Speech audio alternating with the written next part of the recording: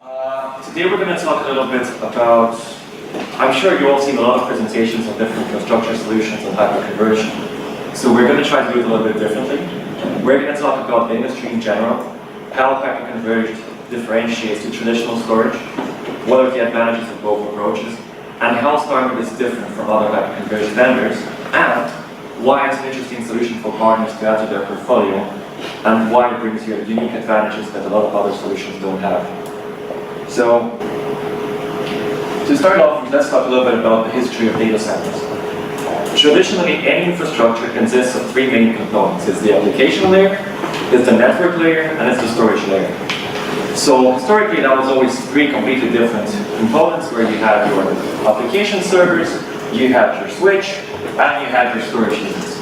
Obviously, that made data centers very big, very complex, and very difficult to support and maintain, which made it very prohibitive for small and medium enterprises to use. Then in 2005, if I'm not mistaken, virtualization became a really big thing with technologies like the vSphere, where you could consolidate multiple applications on the same server, dramatically simplifying the management of your applications and reducing the amount of hardware you have in the data center. Then in 2008, hyperconverged became a big trend, where you could have every single component of the infrastructure completely virtualized. You had your applications, networking, and storage in the same server. This resolved most of the problems with managing and supporting the infrastructure, but created a whole new problem, where if you have your whole infrastructure on a single piece of hardware, you're creating one massive single point of failure. If that hardware dies, your whole production environment dies. And that's where StarWind in 2008 started actively developing as a solution, where not only did we provide virtualized storage to applications, but also we had an active replication technology, making sure that if one of the hardware nodes fails, you can just resume working with the second one without any downtime or data loss. So here you can see how dramatically those technologies allow to consolidate an infrastructure within the data center. Let's talk a little bit on the slightly technical aspect of how StarWind works as a technology. So here you can see a VM, let's say it's going to be SQL, for example, so your traditional database. That's the underlying for some mission-critical application for our customer. So whenever there is a write operation happening within the VM, what happens is it gets written to the CSV in case of Hyper-V or data store in case of VMware. Then it gets written to your L1 cache, which is always replicated. So the write operation is being confirmed only after it's been written to both nodes, ensuring that you have a mix and match of both performance, but at the same time resiliency. So if one of the nodes fails, you're not going to lose all the data in the cache. Then as cache starts filling up, it gets flushed to the underlying storage, which is also active replication.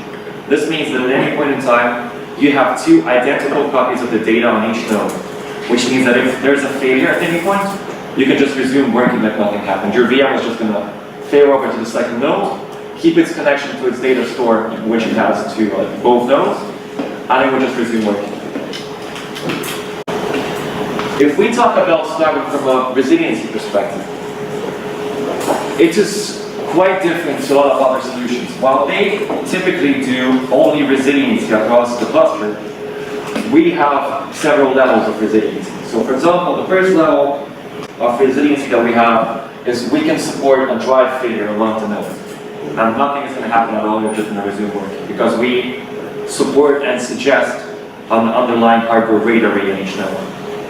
Secondly, we can support a complete node failure. So you can lose completely one node, your VMs are going to fail over to the second node, you're just going to resume working. And due to the way that we size the servers, due to the way the technology works, you're not going to see any performance degradation, you're not going to see pretty much any downsides to one of the servers dying. We actually had customer cases where the customer did not realize one of the nodes was not working. It took them like a few weeks to realize it's not working. And then the third failure that can be tolerated is losing an actual full node and a drive on one of the nodes. And this is actually the minimal resiliency level, because the suggested RAID configurations for StarWind are RAID 5 for SSDs, which is this case, and RAID 10 for spindles, where you can lose up to half of the drives in one of the nodes, and then lose completely the second node. and you're still going to be up and running, ensuring maximum application uptime for the real mission-critical apps for a business.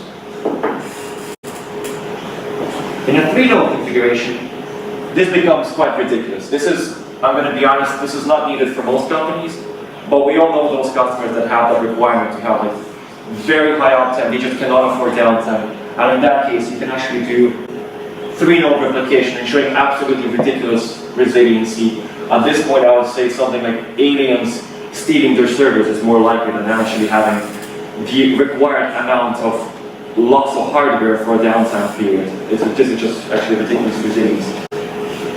So if we talk about hyperconverged in general and how it compares to traditional storage, hyperconverged vendors will tell you that traditional storage is useless. You need to use hyperconverged in every scenario that you have, while storage vendors will tell you that hyperconverged is an immature technology and you should always use traditional storage. The reality is that those technologies have different use cases and they are very good at what they do, but that's different scenarios. So if we talk about typical scenarios like 2, 3, 4 node configurations running under 100 terabytes of storage, hyperconverged shines because it's just very simple to deploy. It comes in a very simple form factor. You can have just 2 servers, direct attached connection between them, and for example, no external witness. It's very simplistic, it's very cost efficient. And then when you talk about traditional storage, when you're talking about petabytes of storage, about large single namespaces offering storage to tens of virtual servers, for example, you have like 10 ESXi hosts and then a single storage namespace, it's very convenient and easy to use. So those are 2 completely different scenarios where those solutions shine. If we talk specifically about hyperconverged, the main advantage is simplicity. So StarWind in itself, initially, back in 2008, we have started positioning ourselves as a solution which is specifically tailored to small and medium enterprise. A lot of the other hyperconverged vendors, they started playing in the SME space recently because they were always focused on the enterprise because of very high price tags. But they realized that if we compare the size of the market, the sheer volume, SMB is a lot larger than enterprise.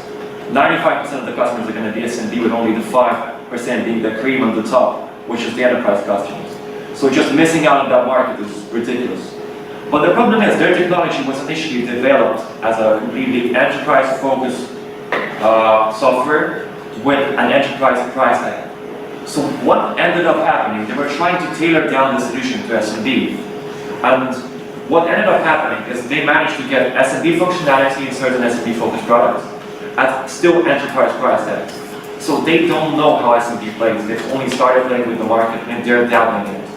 StarWind has 10 years of experience working with SMB customers. We have successfully found really good market segments within the US market, within the UK market. We have a lot of educational accounts. We have opportunities for large local customers where we take benefit of StarWind simplicity, where we have like thousands of locations deployed on StarWind, where there's no even other vendor competing against us because of the way our technology works. And this is why StarWind takes all the benefits of hyperconvergence and takes them a step further. If we talk about simplicity, StarWind has differentiators like flexibility, where the software in itself has very minimal requirements, allowing you to tailor the configuration to the requirements of each individual customer. If you look at our suggested configurations, like our hyperconverged appliance, for example, it comes in 3 different flavors. There's an all-flash option offering uncompromised performance at a pretty much high cost. There's the hybrid solution, which does automated storage tiering, which means that there's roughly 30% of flash, which means that their working set is going to be located on the SSD tier, the hot tier most of the time. And then they have a cool tier to store all the other storage. This means that for most customers, they can have close to all flash levels of performance without having to pay for a traditional flash array, because I'm sure everyone here knows how much an old flash array will cost for a customer. And then we have an old disk configuration, which is kind of very unique to StarWind, because as you know, solutions like VMware vSAN, like Storage Spaces Direct, they have a strict requirement of needing to have an SSD for a cache tier. StarWind allows you to have an old disk configuration, utilizing only L1 RAM caching to boost your read operations. which allows those customers that only have several hundred IOPS, several thousand IOPS, like 1,000 to 2,000 IOPS, to have a configuration which is the right fit for them in terms of balancing cost, performance, and resiliency, which is a great fit for a lot of accounts which previously could not afford to have a hyper-converged solution. Secondly, in terms of simplicity, StarWind offers a very unique list of services. While most other vendors are very, for example, if you are both a reseller and a service provider, a lot of other vendors will kind of compete with you because they will have their own service options and you will have to either buy from them or they will actually sell it directly sometimes, which is very frustrating for a partner. What happens with StarWind? We have really focused ourselves on a very partner-centric strategy. Right now in Europe, we do not do any direct sales. Alistar for us is a very exclusive distributor that we completely support in the region, and all the opportunities will be routed only through partners. You will not have that frustrating experience when you start developing an account and work with them for years and years, and then only to find out that the vendor has sold directly. I'm sure everyone has been there. I've heard many complaints from partners that happens with a lot of the other vendors. That will not happen with StarWind. We have an approach where we recognize and understand that you guys have been working in the market for years, and tens of years sometimes. And you know your customers so much better than we do. And instead of trying to work with a market where we are foreign and you really know it, we actually focus on providing all the resources we can to help you close opportunities in the region. So StarWind in every opportunity will provide you all the sales resources. Together with Alistar, we will make sure that we find the right solution for the customer. We will work on the technical specifications and all the sites and providing you all the relevant quotes. You will have all the pricing available quite easily. We will do focused marketing, where if you feel that a specific customer requires a certain piece of content, if you require certain marketing materials for a whole group of your customers, we will work closely with you on developing those materials and making sure you have them readily available. If we talk about support, StarWind is very unique here as well because we have a large list of services including installation assistances, proof of concept, data migration, which we offer to partners completely for free, allowing you to choose. You can either use it as a value add for a customer, helping you close that opportunity. For example, a customer is telling you, I'm not sure we're going to close this opportunity, we're very hesitant, the migration process is very complex, we're not ready to make that leap yet. And you say, well, okay, we can do the migration for you. We've actually had opportunities, some pretty large ones, where it was the game breaker, where the partner was, easy example. We had a customer using an unsupported version of vSphere, and as you can imagine, every single reseller said, we do not want to touch this environment, because migrating off an unsupported hypervisor is very risky. Our team of architects developed a whole migration plan of making sure that we can migrate off the... Yeah, sure. One question, do you sign any kind of agreement that you take responsibility? If you make mistakes during implementation, then what then? If there is a public company, like you might in fact... So the way we do it... Some time ago, we can call it loudly because it's official right now, and gives already reference to StarWind. And gentlemen made home migration, but I do not know details. I don't know if you need to sign any kind of agreement and responsibility and even penalties. So how this is organized? Because of the public company especially, they will ask you to sign something before you can enter the environment, right? So here there are several aspects. And actually this is one of the reasons why I really like working for StarWind. The thing is, we have a ridiculously high expertise technical team within StarWind. We have several different departments that work in different aspects of every customer's infrastructure. We have a pre-sales support team, which will make sure that we are well prepared for the actual sale of the product. We have a post-sales support team, which pretty much everyone in there has experience actually administrating these environments. So what they're deploying to the customer, they used to be on the other side of the barricade. They were working with all those solutions. They have experience with Hyper-V, with VMware, with switching equipment. They have done complete infrastructure management. And then we have an elite architecture team, which we call engineering, that works on very large projects, and even on small ones, they have like different tiers of engineers. And for migration, what ends up happening is We make sure there are no risks attached. Obviously, we won't take responsibility, but we prefer never to risk customer data. So for migrations, for example, we always develop a plan where we have multiple tiers of precautions, making sure there is no data loss. So obviously, we won't make backups before any kind of migration. Secondly, we will make sure that there is always a copy of the data running live. So with the way that StarWind works, with the fact that we do not use erasure coding, we actually use a complete mirroring, we have the luxury of, for example, deploying StarWind on one node, making sure that all the data is residing on top of StarWind. Then while we do operations with the second node, all your data is completely intact on the first one, it's completely safe. And we will rebuild the nodes in order. And we develop, for example, Ivan here is one of our most experienced engineers in terms of migration and creating migration plans. As Director of Business Development, I have the luxury of working with some of our largest projects. And I remember for one of the customers, I developed a 20-page migration plan, detailing every single step of the way, every single precaution you take, and what happens if, a what-if analysis. So if something goes wrong, what are the next steps, and what responsibility is StarWind takes. So this is one of the major advantages that you can bring as a partner to StarWind. Is it something customer must pay separately, or this is included in the price? This is included in the price, not for the customer, but for the partner. So as I mentioned, you can have a choice. Either you can use that as that final push saying, okay, we'll give you migration for free, or if you're a service provider, you can actually take that and resell it as part of the services you provide to the customer. Which is quite unique. I don't know any other vendor doing anything like it, to be honest. So convenience. This is very straightforward. This is a whole benefit of hyperconvergence. We have two options of deploying infrastructure with StarWind. We have a software-only offering called StarWind vSAN, and we have a completely pre-configured solution called StarWind HCA. So with the HCA, the level of convenience that the customer gets from you as a partner is absolutely ridiculous. It is shipped in a completely pre-configured state where all you have to do for the customer, you have to put it into the rack, you have to plug it into the power supply, you have to connect with a direct-to-edge cable, and you're good to go. StarWind's minimal configuration is just 2 nodes with no extra hardware at all. We do not require an external witness. We do not require switching until you go to 4 nodes.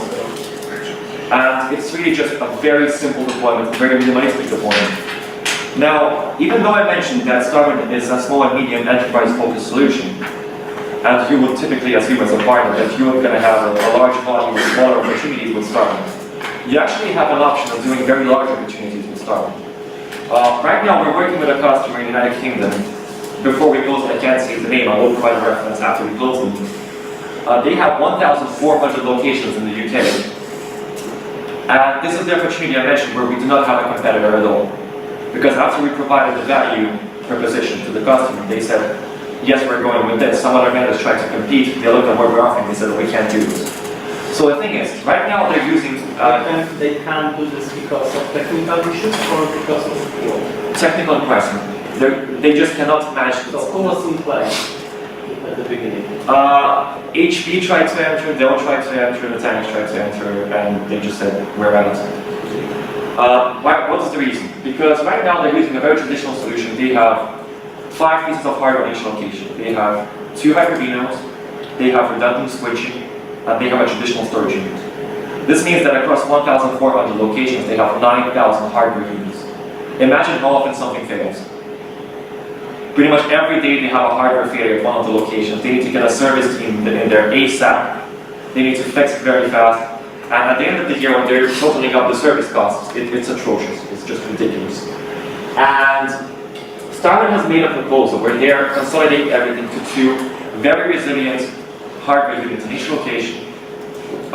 They're actually reusing their existing hardware, so they don't have to get any new hardware or pretty much change anything up. They only made an option by themselves. They have added SSD drive just for faster performance.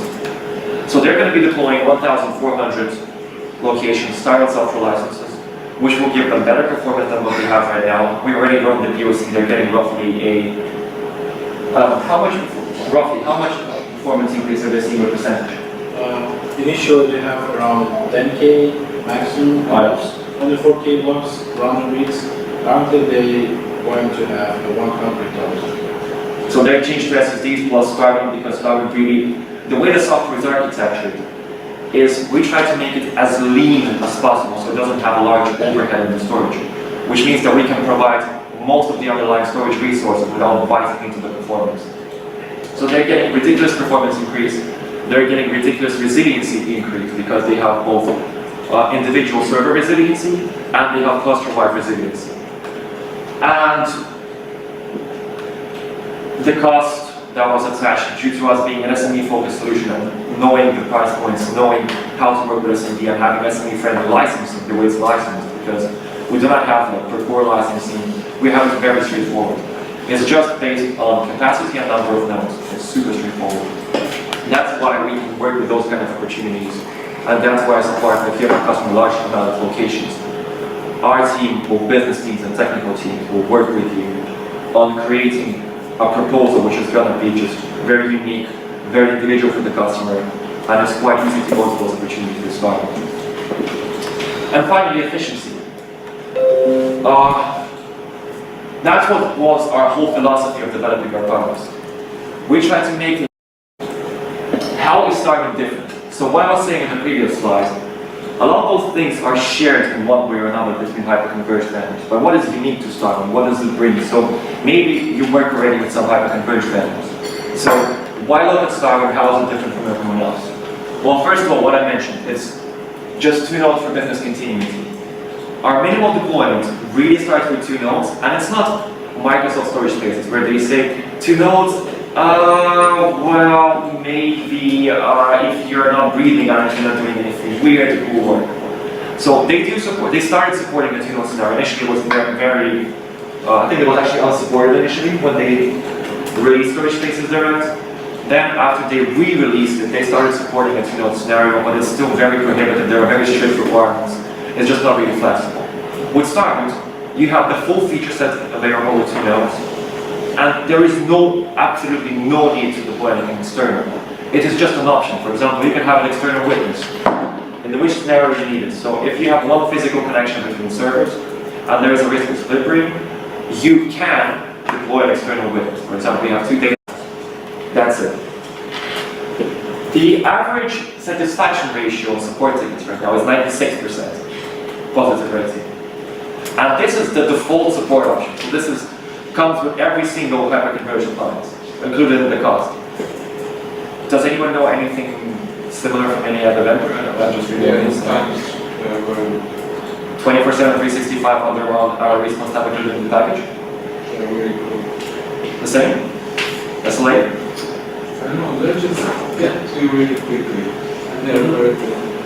Nutanix? Comparing to this classical. Yeah, Nutanix. Yeah, well, Data. yeah. If you know. Nutanix has very good support. I will agree with that. And one of my personal favorites is Nimble. It's not hyperconverged storage, but I love their support very much because of InfoSight. And this was one of our inspirations for proactive support in a way.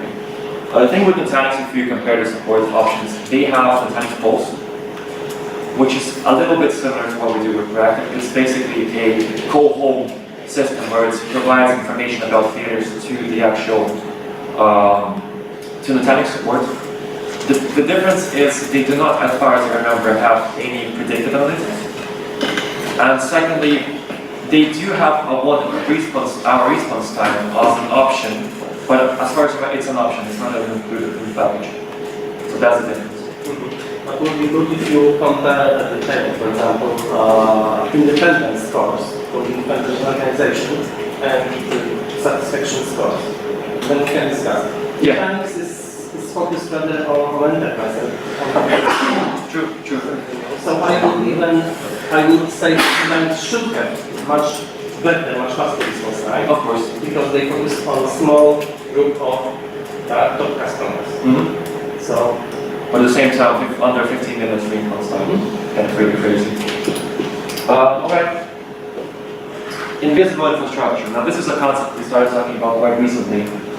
And a good example here would be a car. How often do you think about how your engine works? I don't think anyone really does that because while your car is working fine, you're enjoying the driving experience, you're taking benefit of being able to get where you need to in a fast fashion, in a comfortable fashion. But until your engine really breaks, you don't really think about it that much. And same thing happens with an infrastructure, because no one really wants to buy an infrastructure. This is not the prime need of the customer. All the customer wants is their applications running fast and being always available. Ultimately, if the partner can provide a way for that to happen, they don't care how it happens. They just want to be able to use their application all the time. People that work in an office, they don't even think about their IT infrastructure. They're using their applications, and as they're working their file, they don't know what their infrastructure is. And this is a concept strongly pushed by StarWind through partners. We make sure that the actual resources required from an actual business to support and deploy a StarWind solution are absolutely minimal. Because a lot of small and medium enterprise customers, their IT guys are very, very unhappy people. Because a lot of the time they're a one-man IT show where there's like one IT guy fixing printers, fixing desktops, at the same time managing the IT infrastructure. It's crazy, they don't have vacations at all. I've talked to many customers in the US where they were actually just calling us to say thank you because they managed to take the first vacation in 3 years.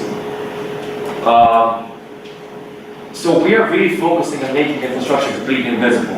And this is the benefit you can bring as a partner to customers. Where from the point where they say they want to have their applications always up and running, to the point that actually happens, they're like, oh, it's already happened, because they're not noticing any effort. When all the effort in the back end is being handled by StarWind, we provide you all the resources and you bring that value to the customer. That's the main advantage that we really bring through partners to the end users. The fourth point is, now this is a marketing buzzword I don't like, TCO, total cost of ownership, but a lot of business decision makers will focus on asking you, so what's the total cost of ownership?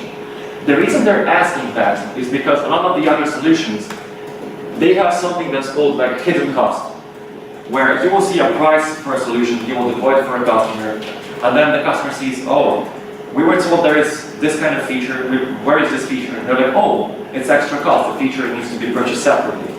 With StarWind, you get the full feature set in the actual licensing. Everything is very transparent, very straightforward, and the actual quote they get from you as a partner is pretty much all the total cost of ownership they're going to have, except things they need to calculate, or you can calculate for them, like electricity consumption, lighting in the data center, just very straightforward stuff which is calculated for any type of infrastructure solution. It's very straightforward, very easy to calculate.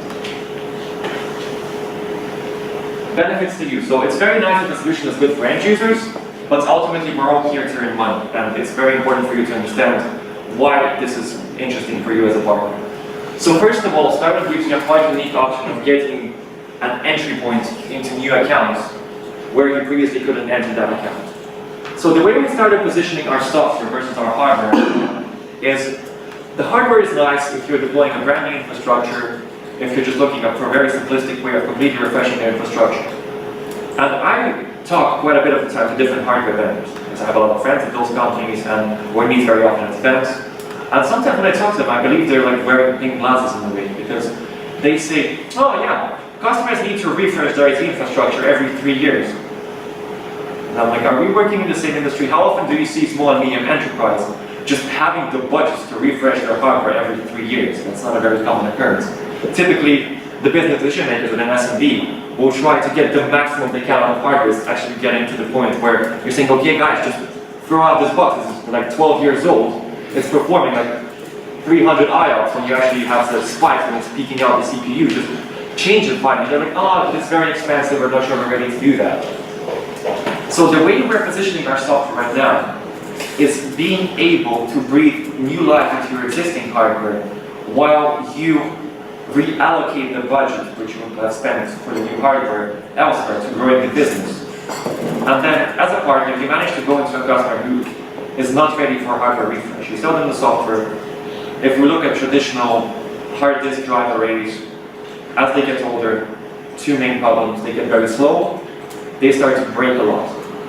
StarWind solves both, because using caching, you can increase the performance. Using the mirroring, you can make sure that once the node dies completely, you still have your production up and running. So as a partner, you get into that account, you're already sold them something, and then in 2-3 years, they're finally ready to refresh the hardware.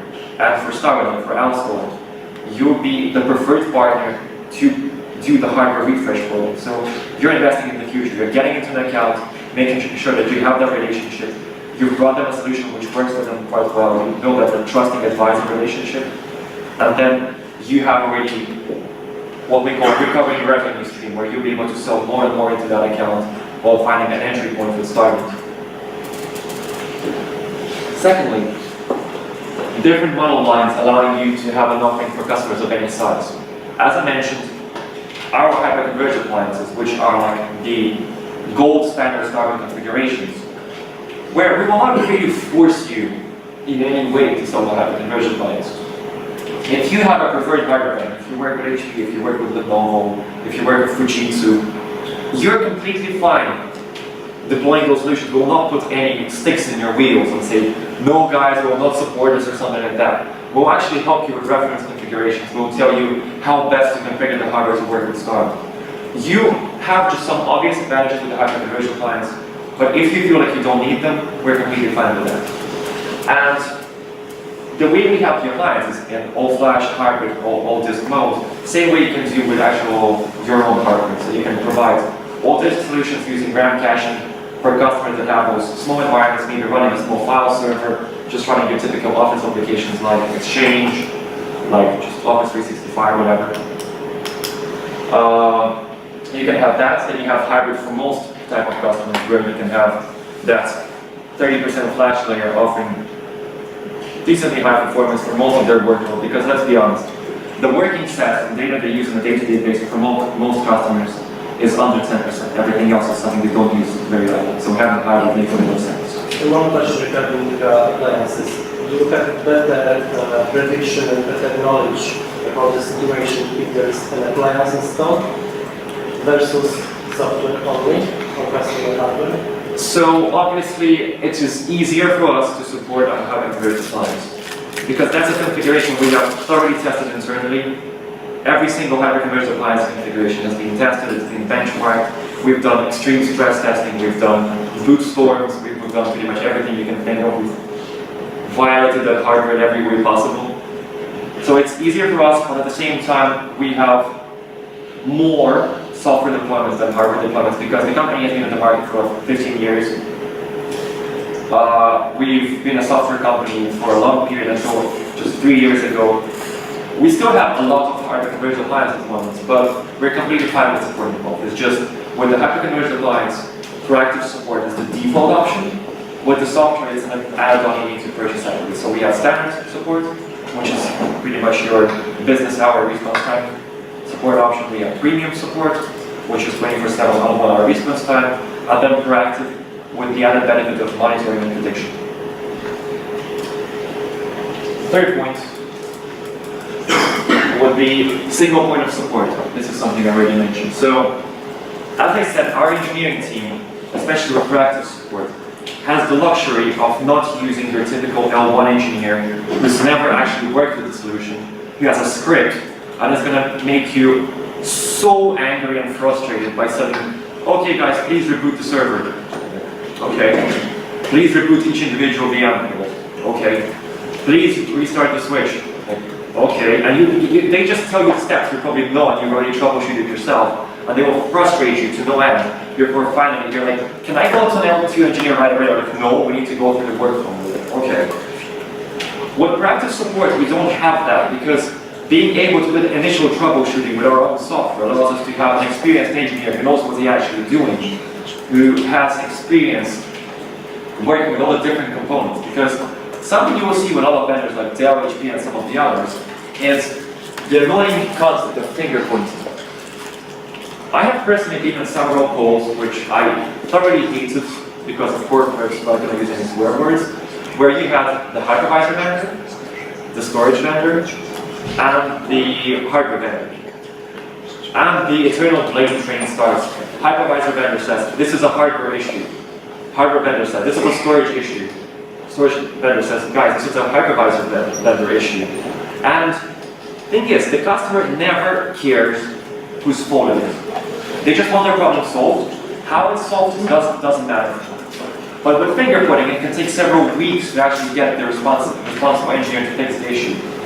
A lot of the time, starting engineers, and this is very frustrating from a business perspective for us, because our support guys are too friendly. They will go to no ends to really help the customer. They have expertise with Hyper-V, with VM, with pretty much all the components and infrastructure.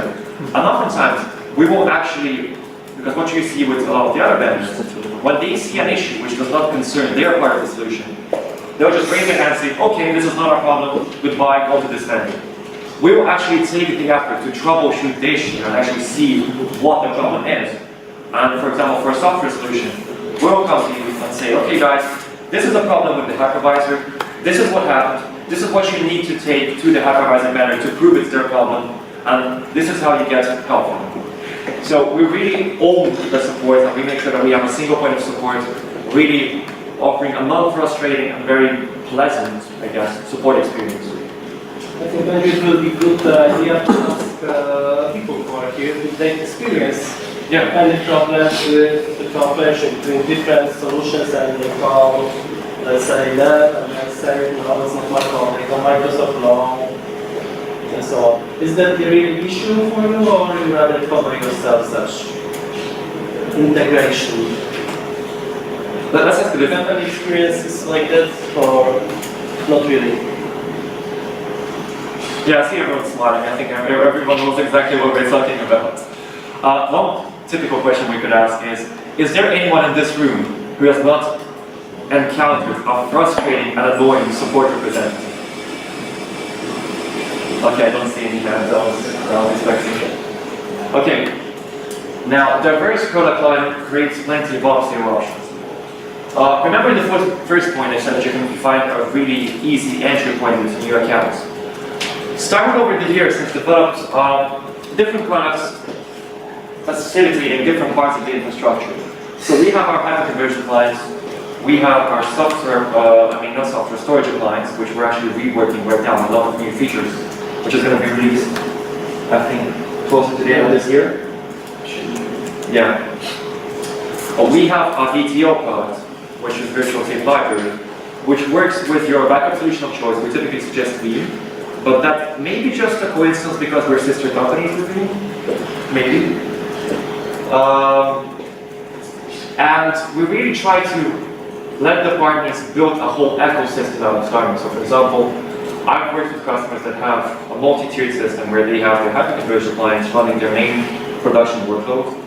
They have a storage appliance just acting as dedicated storage, which is over iSCSI providing direct attached storage to the actual hyper-conversion cluster. And then we have a VTL. Now, the cool thing about our VTL is not the actual virtual tape library format, even though it's very nice for customers using physical tape libraries, because it gives you two main benefits. You can have two different types of media using the same format, kind of having physical tapes and then emulating into virtual, giving you more resiliency for the backups. Or, if some companies have very large backups, and with physical tape, the backup windows can get really large. And this allows you to have like what we call a buffer zone, where you have the VTL, where you can quickly flush all your backups to the VTL, and then from a non-production server just do an easy backup to the actual physical tape library.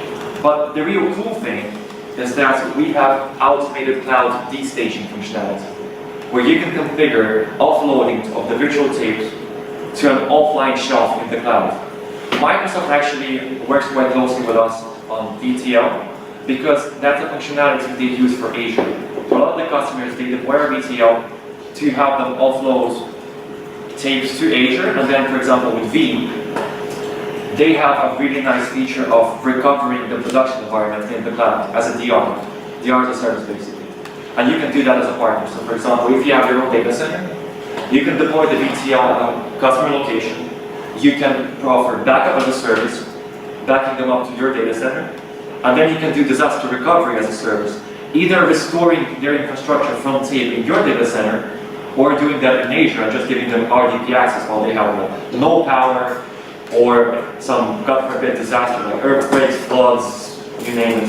So it gives you really options to be both a backup as a service provider and a disaster recovery as a service provider for your customers. By the way, anyone here already doing backup as a service for customers or disaster recovery as a service for customers?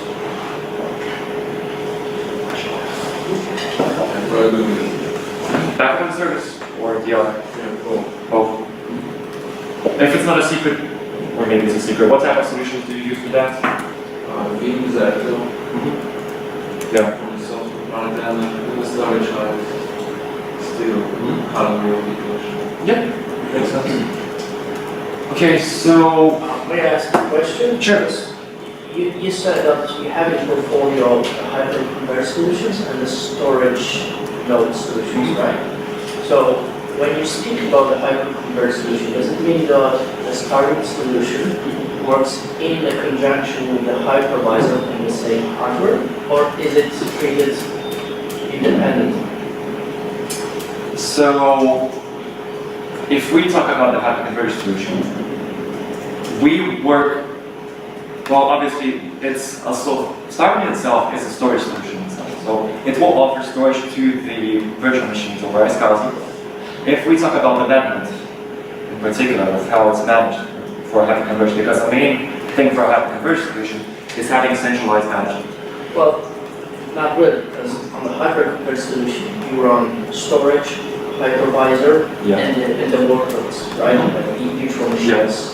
The mechanics do this in that way, simplicity and the new workloads.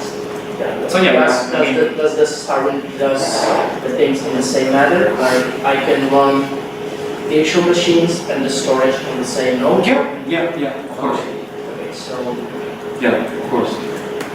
And then in terms of management, we have our own management console, which Ivan is going to showcase for Hyper-V.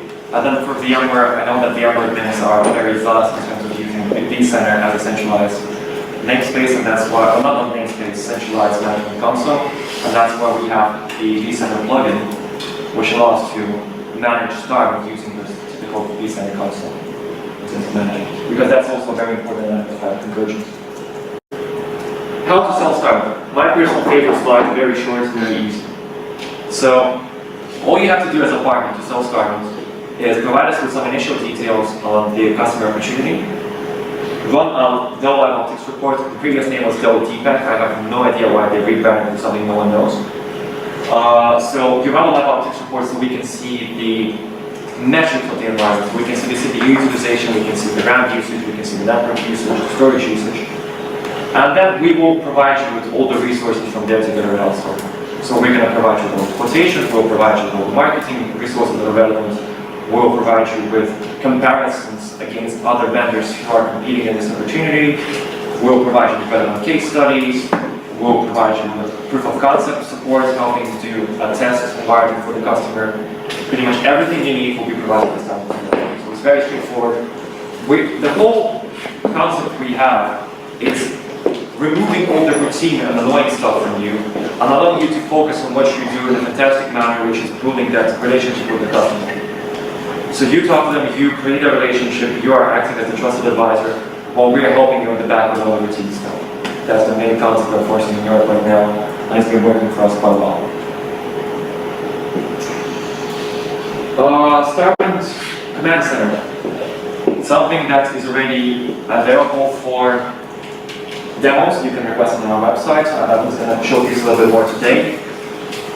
For me personally, this is a very both frustrating and happy subject because as a development director, I was asking for this thing to be ready for about 2 years. Just pretty much every single week I had a meeting with R&D saying, is it ready? Is it ready? Is it ready? Because this is a really cool tool allowing you to really remove all management effort as a partner, for example, for a customer's infrastructure. You can have flexible dashboards where you can configure only the information you need to see on the actual dashboards, move them around without any clutter, without having to see like 100 different dashboards which you don't need. It's flexible. You can manage your virtual machines from here.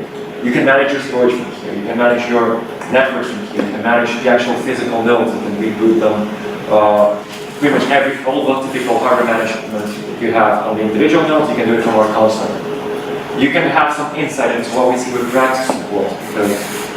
Obviously, there's a lot of metrics involved, but you can see some dashboards on issues happening, on the health status of different components, so you're going to have access to that.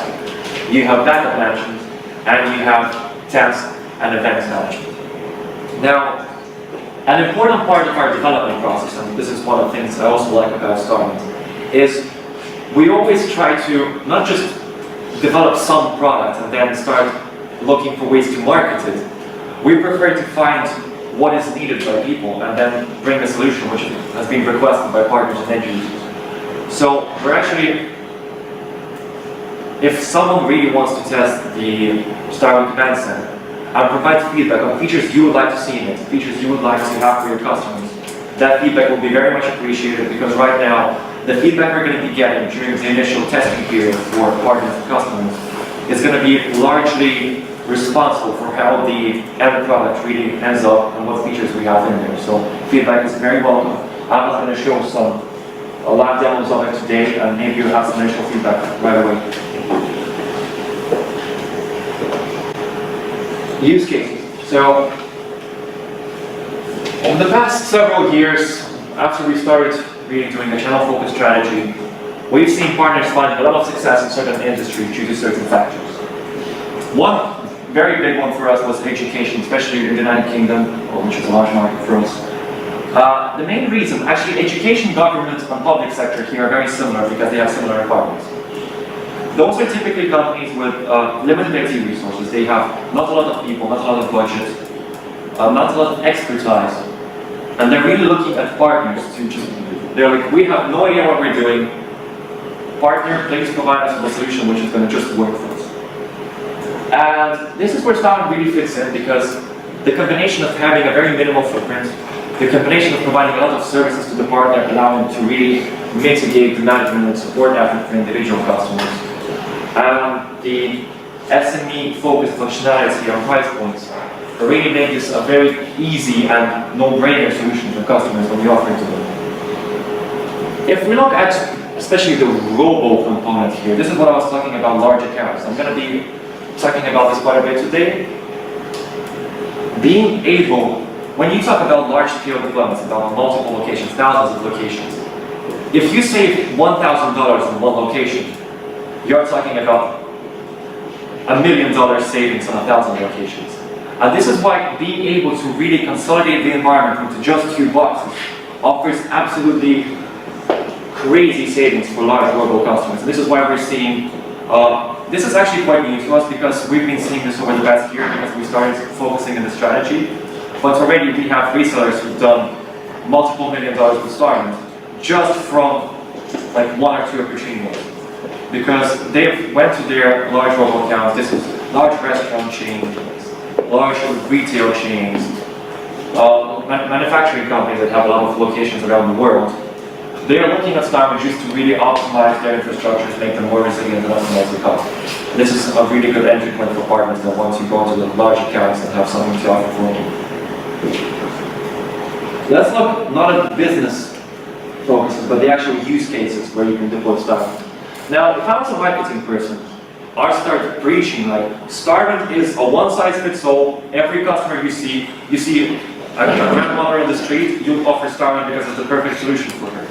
I'm not going to be doing that, because we really focus on an honest approach to partners where we tell honestly the benefits and the downsides of our solution. Because what is the point of providing use cases where we're not the best solution, only for you to be frustrated and the customers to be frustrated? We're trying to create a very positive marketing image for StarWind. And right now, if you look at sites like SpiceWorks, which are the big hubs of IT administrators, you see that people at university have a very big respect for the fact that we're very honest with how our solution works. So if we look at a typical use case for StarWind, I would tell you that the golden scenario for StarWind, where it really shines and is superior to all the other solutions, is 2-3 node deployments with under 100 terabytes of usable capacity. Due to the way that we handle storage, because a lot of the other vendors, they use erasure coding, which is quite basically like RAID 5 over network. StarWind does mirroring, and then if we talk about several servers, we do something we call the grid architecture. So the grid architecture, which I was going to cover in a little more depth, works in a way where data is mirrored between nodes and pairs. So you have loads distributed across nodes, for example, 1 and 2, 2 and 3, and 1 and 3, which compared to erasure coding offers a much higher level of resiliency, where if with erasure coding you increase the number of nodes, you're actually decreasing the resiliency. With StarWind, you're linearly increasing the performance and increasing the resiliency at the cost of storage efficiency. Because when you're doing mirroring, there's always a regard of having 50% more storage. However, that can be balanced out by having different LUNs for different virtual machines. So you can have, for example, a LUN, non-critical file servers on it. Then you can have a LUN running replication across 2 nodes for most of your business critical data. And then if you have, for example, a SQL database running your some kind of point of sale applications, which means that they have to be up and running all the time, you can create a mirror LUN across 3 nodes, meaning that you have that extra resiliency at the cost of storage efficiency, meaning you can really balance out storage versus cost. And the reason why StarWind doesn't shine that much with a higher than 4 nodes is because at that point having those different LUNs across different servers becomes not very simplistic to manage. So if you're okay with completely dedicated into your StarWind support team, really working without infrastructure, that's fine. But if you want to support it by yourself, it's getting a little bit complex and difficult to manage, and that's why, okay, I'm gonna be dead honest, I'm probably gonna kill me after this. But if you're looking at more than 4 nodes, I would say that looking at something like Nutanix, for example, would be a better option. Because part of my department's responsibility in StarWind is researching other solutions, and I have a pretty good understanding of other solutions. And I can tell you I'm really fascinated with what the different vendors are doing, because while we compete in a lot of different opportunities, every vendor has slightly different functionality and different use cases. And this variety in terms of functionality is making sure that there is always a right fit for a customer, there is always a vendor who will be better in a certain opportunity for a certain type of use case. For example, we look at Simplicity. Their hardware accelerators are a great solution, and no one else really has them. If we look at Nutanix, just because of the sheer size of the company, the support displays they have are very nice. The level of expertise of their engineers is really nice. The way they scale to multiple nodes, where you can just plug in another node and it rebalances the data within 15 minutes and you're good to go. It's a great solution. And that's why we're very honest where we say that if we're talking about 2 or 3 node deployment, StarWind, because of its architecture, will be superior to most other solutions. Third, existing small SAN deployments. This is my favorite one in a way because historically when typical traditional SANs started being a thing, it was one of the highest markup products for hardware vendors. And sales commissions for sales teams had the highest commission coefficient for setting a traditional SAN. And this led to a very funny situation where I really feel like some of the sales guys for hardware vendors like Dell and HP, if their grandmother called them and says, oh, how are you doing? I need somewhere to store my potatoes, they would literally take a SAN unit, take all the drives, and put the potatoes in there because they were sending it into literally any account they saw. And I've seen customers that have 2 terabyte SANs. So instead of just putting drives into their existing servers where they have drive space, they're actually buying a completely separate third hardware entity and putting the 2 terabyte drives in there and then another doing great one. I have no idea why they do that. It's very inefficient. It offers a single point of failure in that SAN. And every time a customer like that comes to StarWind and says, okay, we want to replace this with hyperconvergence, my first question is like, but why did you do it initially? And the average response, 60% of the time, would be, oh, that was the previous something that got fired, we're just reworking everything before. So it's a very common use case, and it's a very good use case for StarWind because of the simplicity of deployment and because of the minimal footprint. It's very easy to change. Legacy physical server environments. Now this is a question for me, I guess, because how often do you see customers still using physical server environments without virtualization? Is that a thing in Poland? Sometimes. What use cases? Because the one I see mainly is people still using physical servers for ERP systems, because a lot of the old ERP systems they're using, they actually don't support virtualization, and that's the reason. So what use cases do you see? One of the reasons is licensing costs, because for instance Oracle database is much more expensive for a virtualization than a physical side. Yeah, that makes sense. So databases and things based on databases, ERP systems. Yeah. So this is another really good use case for starting from pretty much the same reasons as all the others. Because we actually have a project right now in a neighboring country, in Czech Republic, where a large network of car part shops, they have an ERP system actually running on physical servers. They're using a software I will not name for reasons of political correctness.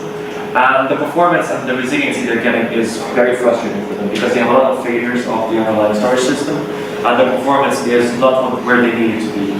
So, coincidentally, Ivan here is actually working in that project together with me where we'll be moving them, first of all, we'll be doing a migration plan of moving them from a B2B migration physical to virtual. We're going to be deploying StarWind with cache to increase the performance, and we're going to be doing cross-model mirror to improve the resiliency. So that's a very common use case for us. Legacy backup infrastructures. Now, excuse my language, legacy in the presentation is a word I use not to say, no, actually I don't say, a much worse word, I mean bad. Let's use the word bad for now. Because I think everyone here has seen some very, let's call them interesting backup approaches. I've seen a customer who is an HR company. Their whole business is their database of candidates. And they're backing it up to an old laptop in their office. And when we said, guys, are you looking to replace this backup solution? They said, no, it's fine, why? I'm like, let's imagine that that laptop dies while you're trying to restore from backup. And they was like a pause for 10 seconds and like, can we get a call for VTL? So that's a very common use case. The flexibility of VTL being able to have automated destaging with like timers, for example. You can have, for example, customers with compliance. I've worked with a customer that was doing nuclear waste utilization, and they have a government requirement of having 20 years of backup storage. It's like a requirement. Having it on site is very expensive. Having it in Amazon S3 is very expensive. Having it in Glacier is cost efficient but very tough to restore from. So what they did, they had a multi-tier system. Week worth of backups stored on site, then it gets put onto an offline shelf in S3 for a month, offering still decent speed of restoring, but then more cost efficient than having it on site. And then everything older than a month goes to Glacier, where it's very cheap to store it, and yes, it's very slow to restore, but let's be honest, what is the chance of them actually needing to fetch a backup older than a month? If there's that kind of situation, they're going to be okay with restoring it for a few days, so that's fine. Use case, Robo once again. So let's imagine a primary data center. Now once again, if I was a marketing person, I'd tell you, only use StarWind with the primary data center, otherwise it's not going to work. I would say that, especially in Robo scenarios, actually using StarWind in individual, for example, warehouses is the way to go because of cost optimization. But for the primary data center, it's going to be like several hundred terabytes, maybe several petabytes. I would suggest just using a traditional SAN solution. My personal preference, Nimble, but maybe you have your own data preferences or SANs from EMC Unity, which are great as well, or HP SAN, MSAs, for example. So using a SAN solution for the private data center is the way to go.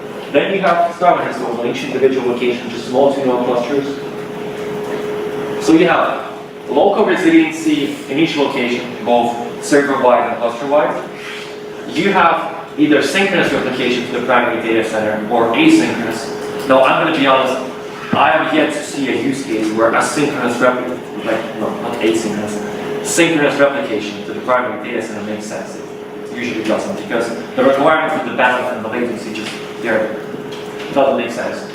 So you have, for example, Veeam or something replicating your environment from each warehouse to the actual data center.